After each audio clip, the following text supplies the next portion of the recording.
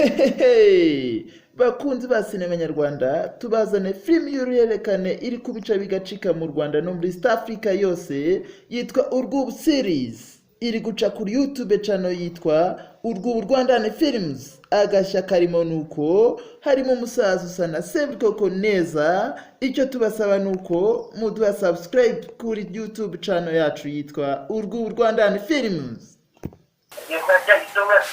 Chitomati yakosha yawe rwose ntago menya rwose sinzi si ibintu by'ibitomati wowe nawe urumva umushaka ushatse ejo bundi uriya mabe wawe kumwe na usaga namba natwawe rwose ese hari ahantu nzi oya nakubonye hano gusa numva ndakwishimiye ndakwikundiye umunsi noneho ibintu byo gutaha kare ntabwo rwose uri bubinzane si byose hari biri rwose mabi ndumva nyine bikuyemo rino kote ndumva hashyushye noneho twigire mu cyumba si byose nta kibazo kirimo rwose sige hano vuba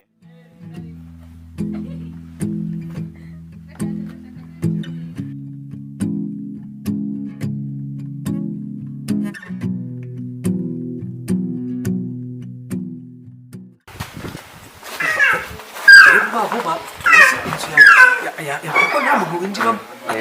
kandi nanjye uramba yewana nagakwita imana nanjye uramba ntabwo ka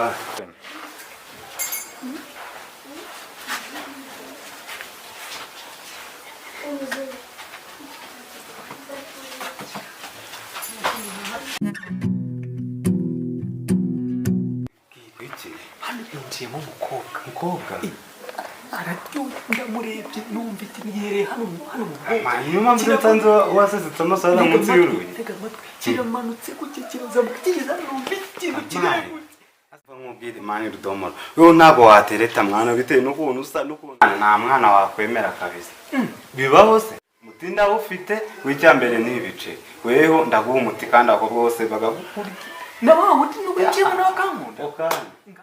mvabo mwana reka mwibira akaba uwo muti ngenda wutanga urumva